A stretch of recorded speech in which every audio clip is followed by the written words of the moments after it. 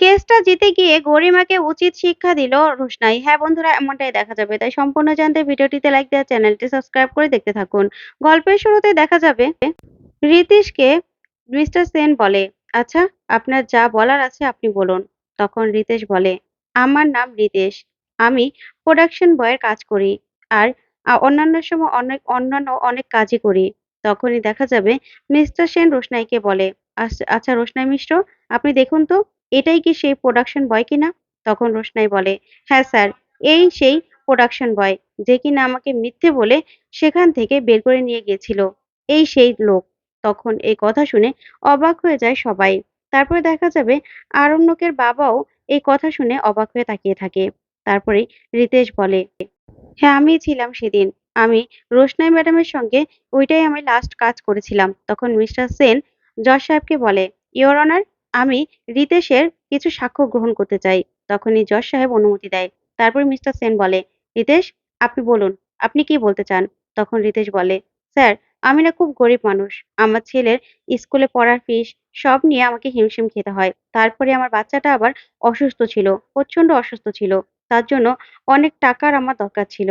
ঠিক তখনই আমার দেখা হয় বেনারস থেকে আসা একজন লোকের সঙ্গে, যার নাম হলো রাজেশ। তখন এই কথা শুনে ভয় পেয়ে যায় সুরঙ্গমা।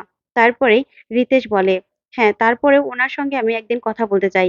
আর সেখানে সেখানে শুধুমাত্র রাজেশও ছিল না, সেখানে এই যে এই ম্যাডাম সুরঙ্গমা মুখার্জিও ছিল। তখন সুরঙ্গমা ভয় পেয়ে উঠে দাঁড়িয়ে বলে, ও মিথ্যে কথা বলছে, মিথ্যে কথা বলছে ও। তখন আরণ্যক খুব খুশি হয়ে যায়। ওইদিকে রিতেশ বলে, হ্যাঁ স্যার, শুধুমাত্র এই প্ল্যানে শুধুমাত্র রাজেশ ছিল না, ওইখানে এই সুরঙ্গমা মুখার্জিও ছিল, যে কিনা আমাকে সেখানে নিয়ে গিয়েছিল আমার সঙ্গে কথা বলার জন্যই। তখন সুরঙ্গমা দাঁড়িয়ে বলে, মিথ্যে কথা বলছে, মিথ্যে কথা। তখন দীপ্তজিৎ বলে, ইওর অনার, যাকে তাকে এনে সাক্ষ্য গ্রহণ করলেই হলো নাকি, এই ছেলেটা মিথ্যে কথা বলছে। তখন রাজেশ বলে, আমার কাছে আমি যা বলছি সবকিছুর প্রমাণ রয়েছে। আমি সবকিছুর প্রমাণ আপনাদের কাছে পেশ করব। তখন মিস্টার সেন বলে, এবার আপনার যা বলার আপনি বলুন আদালতকে। তখনই রিতেশ সবকিছু খুলে বলে আদালতে। ওইদিকে দেখা যাবে রঞ্জন প্রসাদ আরণ্যককে বলে, আজকে তো অঞ্জন প্রসাদকে দেখছি না। তখন আরণ্যক বলে, সেটাই তো, আমিও তো দেখছি না অঞ্জন প্রসাদকে, সে আবার কোথায় গেল। তারপরে রোশনের বাবা বলে, আসলে আরণ্যক বাবা, তুমি না রোশনের কথায় কিছু মনে করো না। তখনই আরণ্যক বলে, আচ্ছা আপনিই বলুন আঙ্কেল, বারবার যদি আমাকে এরকম ভাবে অপমান করে তাহলে আমারই বা কতক্ষণ ভালো লাগে বলুন তো, আমারও তো মান অভিমান হয়। তখন রোশনের বাবা বলে, মেয়েটা না খুব অভিমানী, কি বলবো বলো তো, মেয়েটা মৃত্যুর মুখ থেকে ফিরে এসেছো, আর তাছাড়া ওর সঙ্গে যা যা হয়েছে, ও না খুব কষ্ট পেয়েছে, কি করবে বলো তো। তার জন্য তোমাকে আমি এতটুকুই বলবো, আমার মেয়েটার সঙ্গ কখনো তুমি ছেড়ো না। আমি যদি না থাকি তাহলে আমার মেয়েটা না একা হয়ে যাবে। ওকে চারদিকে থেকে শত্রুরা ঘিরে ধরবে। তুমি ওকে বাঁচাবে বাবা। তোমার কাছে আবার অন্যায় আবদার করছি না তো আমি। তখনই আরণ্যক বলে, না না গুরুজি, আপনি যে কি বলেন না, আমি আপনাকে কথা দিচ্ছি, আপনার মেয়েকে আমি সব সময় আগলে রাখবো। আমি ওর কোনো ক্ষতি আমি হতে দেব না। এতটুকু আপনাকে আমি কথা দিচ্ছি। তখন গুরুজি খুব খুশি হয় আর বলে, বাবা, আমার তোমার কথা শুনে খুব ভালো লাগলো। জানো তো, আমি জানি এসব কিছু অন্যায় আবদার, তারপরেও তুমি যে আমাকে ভরসাটা দিলে তার জন্য আমি খুব খুশি। ওইদিকে গরিমা রাজাকে বলে, দেখো তোমার ভাই আজকেও ওই রোশনাইদের কাছে গিয়ে বসেছে। তখন রাজা বলে, কি এমন কথা বলছে ওই রোশনার বাবার সঙ্গে বাদশা, সেটাই তো বুঝতে পারছি না। তখন গরিমা বলে, বলবে না, বলবে তো, অনেক কথাই বলবে। এখন আবার বাবা হয়েছে, মেয়ের নাকি বাবা, তার জন্য কথা বলতে হবে না। একবার শুধু কোর্টের কেসটা শেষ হয়ে যাক, তারপরে আমার আসল রূপ আমি আরণ্যককে দেখাবো। ওইদিকে রিতেশ বলে, আসলে আমার ছেলেটার না অসুস্থ ছিল, তার জন্য অনেক টাকার আমার দরকার ছিল। তাই ওনারা আমাকে একটা অফার করে ফেলে, আর সেটা আমিও মেনে নেই। তখনই মিস্টার সেন হাসি আর বলে, তার জন্য অন্যের মেয়েকে মেরে ফেলতে ও দ্বিধাবোধ হলো না, তাই না? নিজের ছেলেকে বাঁচানোর জন্য অন্যের মেয়েকে মেরে ফেলার মতো অন্যায়টাও করতে ইচ্ছে করলো। তখন রিতেশ বলে, তারপর থেকেই তো আমি অনুশোচনায় ভুগছি। আমি নিজেকে কিছুতেই ক্ষমা করতে পারছিলাম না। তার জন্য আমি ঠিক করেছি আমি সবকিছু বলে দেব। তখন মিস্টার সেন বলে, আচ্ছা ঠিক আছে, বাকি সব কথা বলো, কি কি হয়েছিল সেদিন। তারপরে সুরঙ্গমা দাঁড়িয়ে বলে, সব মিথ্যে কথা বলছে ও, সব মিথ্যে কথা। তখন মিস্টার সেন বলে, দেখুন ম্যাডাম, ও মিথ্যে কথা বলছে না সত্যি কথা বলছে সেটা তো কোর্ট বিচার করবে, তাই না? তখন দীপ্তজিৎ বলে, তারপরেও একজন লোক দাঁড়িয়ে দাঁড়িয়ে মিথ্যে কথা বলবে, সেটা কি কোনো রকম কোনো আমরা প্রতিবাদ করব না? তখন মিস্টার সেন বলে, তার জন্য তো আপনি আছেন। কিন্তু কিসের জন্য উনি আমার কথার মাঝখানে কথা বলবেন? আমার জিজ্ঞাসাবাদের সময় আমাকে ডিস্টার্ব করবেন?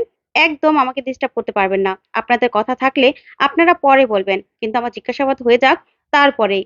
তখনই আরণ্যকের বাবা অপমানিত হয় আর বসে পড়ে।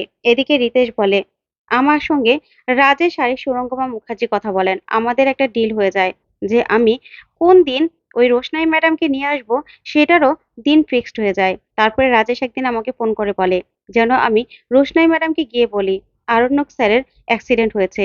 আর রীতিমতো আমি সেই রাজেশের কথা মতো রোশনাই ম্যাডামকে গিয়ে বলিও। আর রোশনাই ম্যাডাম সবকিছু শোনার পরে অনেক বিচলিত হয়ে যায় আর তাড়াতাড়ি করে আমার সঙ্গে বেরিয়ে পড়েন। তার বন্ধু আদিত্য কাপুর সেও আমাকে বলেছিল প্রোডাকশনের গাড়ি নিতে।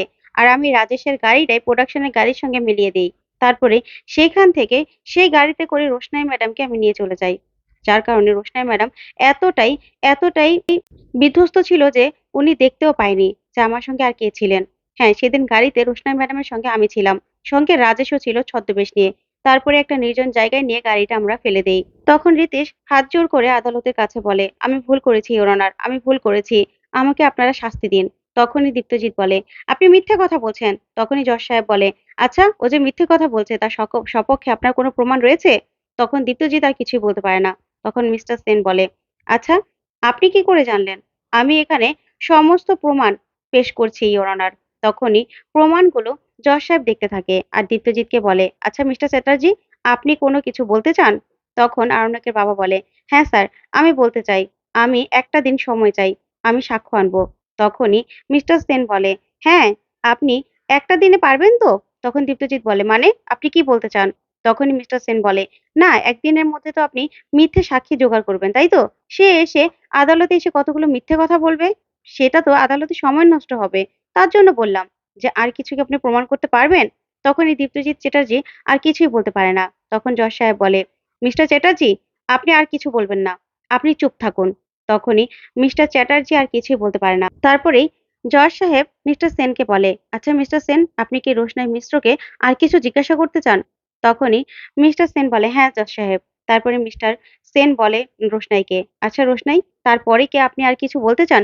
তখন রোশনাই পড়ে, তারপরে আমার যখন জ্ঞান ফিরে তখন আমার চারপাশে অনেক মানুষকে আমি দেখতে পাই। তখন আমার পরিচয় হয় রঞ্জন প্রসাদের সঙ্গে।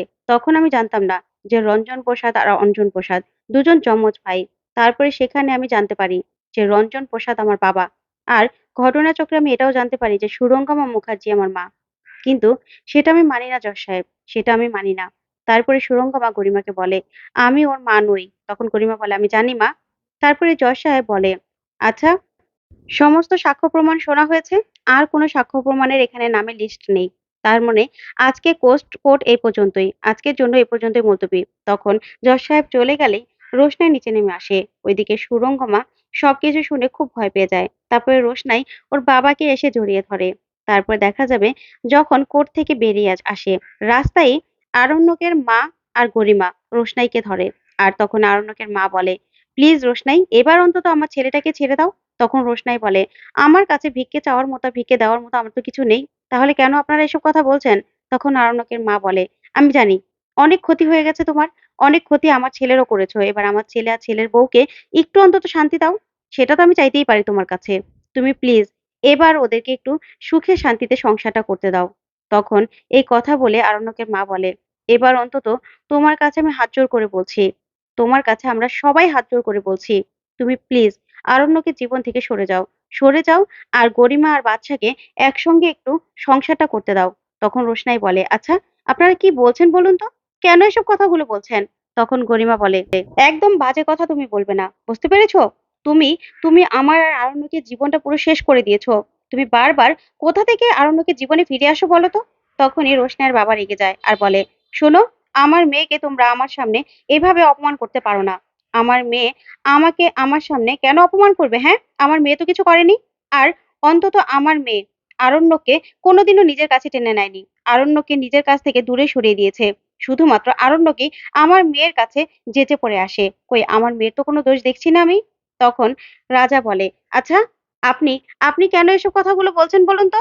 তখন রোশনাইয়ের বাবা বলে, "কেন বলব না? আমার মেয়েকে যদি আমার সামনে তোমরা অপমান করো, সেটার প্রতিবাদ আমি কেন করব না? কেন করব না বলো? আমার মেয়ে, আমার মেয়ে কোনো অন্যায় তো করেনি। আমার মেয়ে কোনো রকম কোনো ভুল করেনি। আর কোনো রকম কোনো ভুল করবেও না।" তখনই আরণ্যকের মা রাজাকে বলে, "রাজা তুমি চুপ করো। তুমি এসব কথা বলো না।" তারপরেই আরণ্যকের মা রোশনাইয়ের বাবাকে বলে, "আচ্ছা আপনিও তো আপনার মেয়েকে একটু সামলাতে পারেন। সামলাতে পারেন না? আপনার মেয়ে যেন আমার ছেলেকে অন্তত ছেড়ে দেয়।" তখন রোশনাইয়ের বাবা বলে, "আচ্ছা আপনারা কি মনে করেন আমার মেয়ে কি খেলনা? যে আমার মেয়ে যখন তখন তার কাছে চলে যাবে আর যখন তখন তাকে ছেড়ে দেবে? কি শুরু করেছেন আপনারা, হ্যাঁ? আমার মেয়ের কোনো দোষ নেই। আর আমার মেয়ে আরণ্যকে ডাকেওনি। হ্যাঁ, আরণ্যকের মনে হয়েছে রোশনাইয়ের পাশে থাকবে, তার জন্য আমার মেয়ের পাশে থাকছে। সেটার অবশ্যই কোনো কারণ আছে মনে হচ্ছে। না হলে আরণ্যকই বা আমার মেয়ের পাশে থাকবে কেন?" তখন গরিমা বলে, "দেখো রোশনাই, তুমি জীবনে না অনেক কিছু পেয়েছো। তোমার বাবাকে পেয়েছো। আর তার দায় তুমি যা কষ্ট পেয়েছো তার দায় তো আমার নয়। তাহলে তুমি কেন আমার জীবনটা শেষ করে দিচ্ছ?" তখন রোশনাই বলে, "না, আমি না তোমাদের জীবন শেষ করে দেইনি। হ্যাঁ, তোমরা আমাকে ও বাড়িতে জায়গা দিয়েছিলে। তার জন্য তোমরা আমাকে দিয়ে কি করাওনি বলো তো? সব কাজ করিয়ে নিয়েছো। কেন? কেন করিয়ে নিয়েছো? আমি অসহায় ছিলাম বলে? আমি ওই বাড়িতে থাকতাম বলে?" তখন গরিমা বলে, "একদম বাজে কথা বলবে না। এখন খুব বড় কথা হয়েছে, তাই না? অনেক বড় কথা হচ্ছে।" তখন রোশনাই বলে, "না, একদম না। কোনো বড় কথা হচ্ছে না। আজকে আমার বাবা আমার কাছে আছে।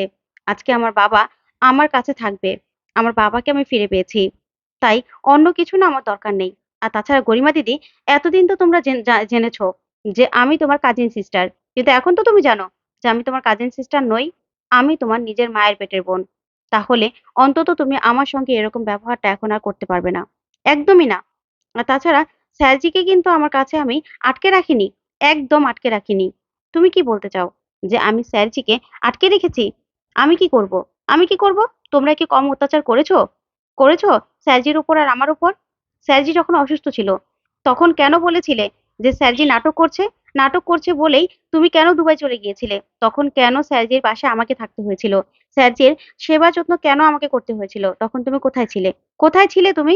তখন কেন ছিলে না স্যারজির কাছে? তারপরে দেখা যাবে রোশনাইয়ের বাবা রোশনাইকে বলে, "থাক মা, চল আমরা এখান থেকে চলে যাই। স্যার, ওদের সঙ্গে আমাদের কথা বলতে হবে না।" তখন রোশনাই গরিমাকে বলে, "হ্যাঁ, আরেকটা কথা আমি বলে দিতে চাই। আমি না আমার বাবাকে নিয়ে আমরা মুম্বাই চলে যাচ্ছি। আমরা এখানে থাকবো না।" তখন রাজা বলে, "হ্যাঁ, আর এসো না। এই শহরে তোমরা আর এসো না।" তখনই রোশনাইয়ের বাবা বলে, "কেন? কেন আসবো না? এটা কি তোমাদের?